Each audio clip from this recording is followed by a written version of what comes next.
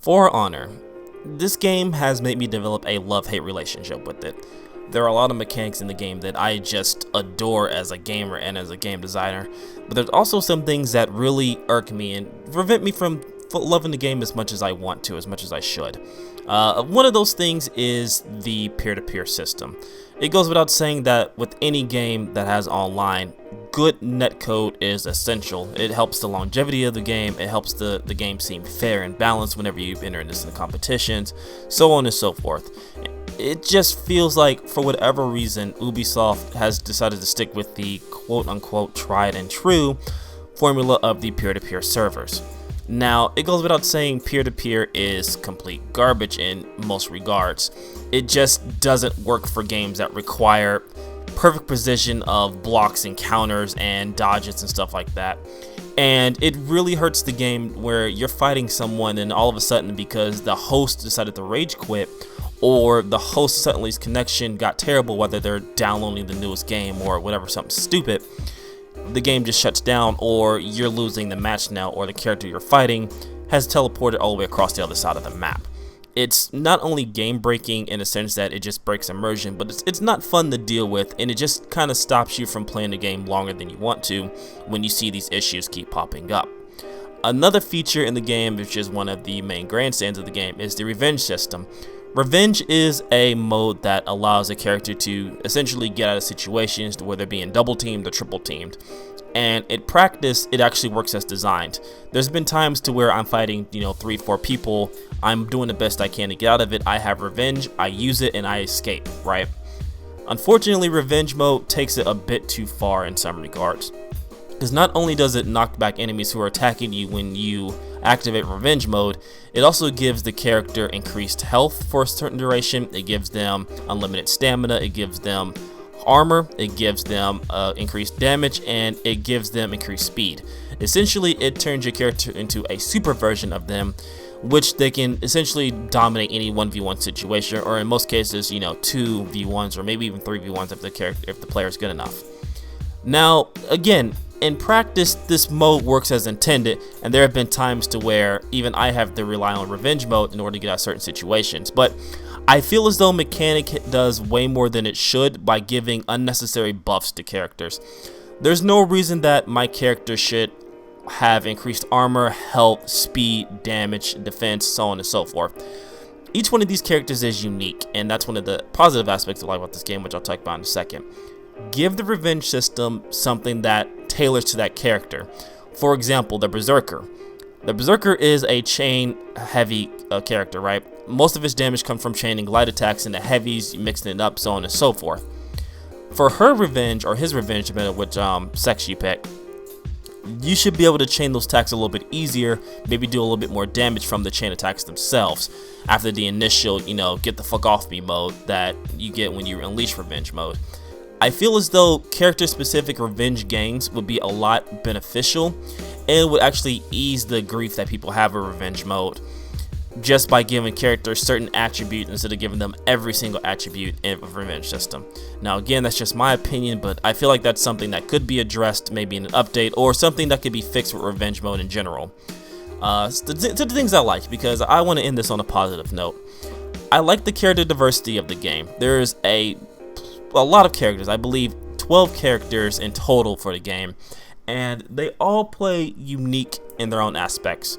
You won't see an Orochi fight the same way that a Nobushi fights, or a Peacemaker fight in the same way that a Lawbringer fights, because those characters are designed differently and their mechanics work differently, which is fucking amazing for a fighting game, because not only does it make me want to play all the characters, it increases the longevity of me learning matchups and how I want to go about playing the game a certain day. Some days I want to be like an aggressive badass like the Berserker or the Orochi. Some days I just want to be a defensive asshat with the Lawbringer or the Conqueror or the Warlord. Going on to that, I love the customization that the game has is with the items and the armor pieces.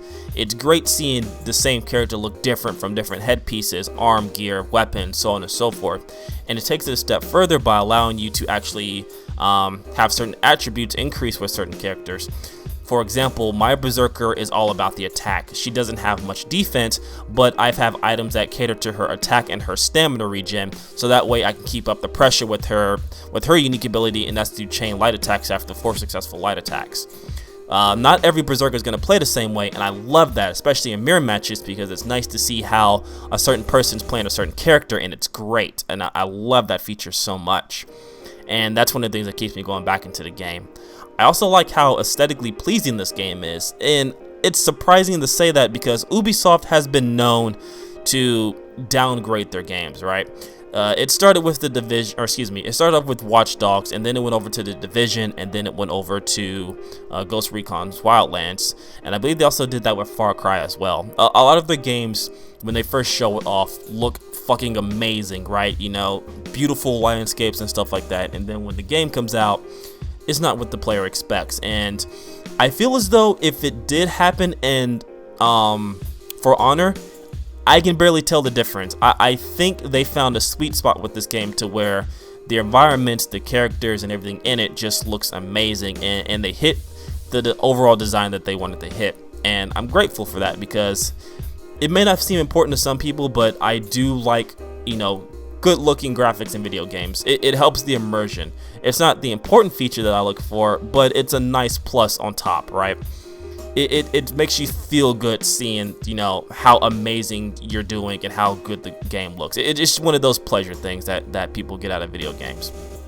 Anyway, it's just one of those things that I like about the game, and generally the positives for me outweigh the negatives, and the love-hate relationship that I have with the game, it keeps me interested in it because I want to see how far the game goes. I want to see if Ubisoft is willing to take the competitive route that they're trying to do with Rainbow Six Siege, which is another good game that Ubisoft has done, which I was not expecting great things, especially after the cancellation of Rainbow Six Patriots, which is where Siege kind of evolved from, especially with taking out the single player, which I feel as though I'm in the minority that the Rainbow Six stories have actually been really, really good, and I enjoy them a lot, especially in the books and stuff, but that's another topic for another day.